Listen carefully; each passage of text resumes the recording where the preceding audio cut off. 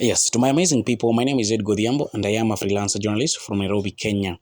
And guys, yesterday we talked about the dismiss of our amazing sister, who happens to be a news anchor, that is Cathrine Kasavuli, who happens to pass yesterday after suffering from cervical cancer. Today, I want to just give you a brief, background of our amazing sister, who has just left us. So guys, Catherine Kasavule was born in Nairobi, West in 1962. She attended Ngara Girls High School before joining, Kenya Institute of Mass Communication. Kasavule was hired as a radio continuity and continuity anchor at the Voice of Kenya, that is in 1980, and later transmission to TV industry, that is in 1985. The death of the veteran journalist Catherine Kasavuli was, a sadden of millions of Kenyans who relished every moment of her broadcast. Yeah, Kasavuli died at the Kenyatta National Hospital. That is on Friday, December 30th, after battling cancers for a while. Yeah, so the veteran scribes became as a household names in 1980s, as when she broke the glass ceiling and became the first female journalist to anchor news on both radio and TV, that is in Kenya. Yeah, so she attended the city school, including the famous Ngara Girls High School before joining Kenya Institute of Mass Communication to pursue a course in journalism. It is worth noting that Kasavuli started working as a journalist before getting a professional training, thanks to her soothing voice and composure. She was hired as a radio or continuity announcer at the Voice of Kenya in 1980, and later transitioned to TV industry, that is in 1985. In March 1990, she became part of the founding team of KTN as the first privately owned television station in Kenya. She became the channel's first anchor to go on live broadcast, a shift from the previous recorded format. Pre-recorded format. That is in 2007, Kasavule left KTN and joined Citizen TV alongside Swala Doe, Alliance Babu, and Lois Otieno. Other than being, a news anchor and a TV and an anchor and at TV, and that is Citizen TV, Kasavule also held the position of corporate affairs manager at the company. In 2015, Kasavuli retired as a news anchor and embarked on nurturing young talent. She founded the Kasavuli Medical Group Limited, which owns several subsidiaries, including training schools that is for broadcasters. So guys, this was just some of the information we have about Kasavule.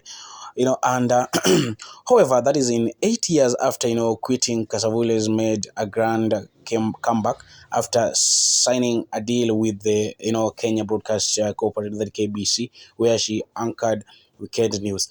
She disclosed that the reasons she agreed to return to work was the desire to mentor and hone the skills of a young journalist at KBC. She played these role to the best of her ability, and Kenyans relished every bit of her bulletins.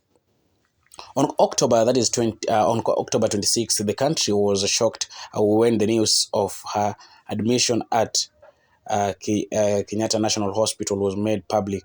Many Kenyans had no idea that veteran scribes was battling cancers, as she always appeared on TV in a jovial and lively, mood. After this disturbing news, things moved so fast. The family pleaded for urgent blood donations as Kasavuli health continued to deteriorate. The journalist, however, kept the faith and remained positive, always thanking Kenyans for their prayers and support. And this is what I think this is what Kasavuli uh, wrote before her dismiss. To everyone that visited me, prayed with me, and contributed toward my medical bill, I want to say thank you so much, and may God meet with the desire of your heart. To all online community that always sending messages of hope and love, I love you all, she wrote on her social media page. That is in November 14th. That is in November 14th, 2022.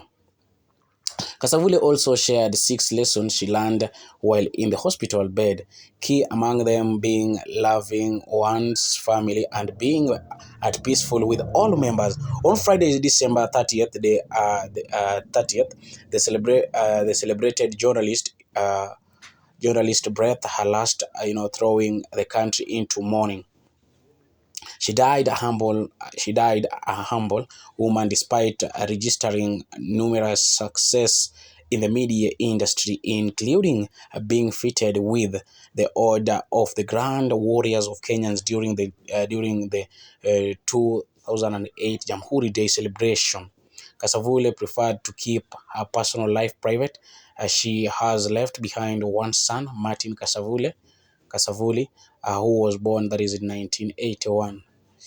So, guys, that is the life history of our sister and an amazing anchor who happens to died yesterday, on 30th. That is on February. Most of the politicians, they have just come online to talk about her, because she was an amazing person. She happens to be the most, a person that most of the people would like to watch.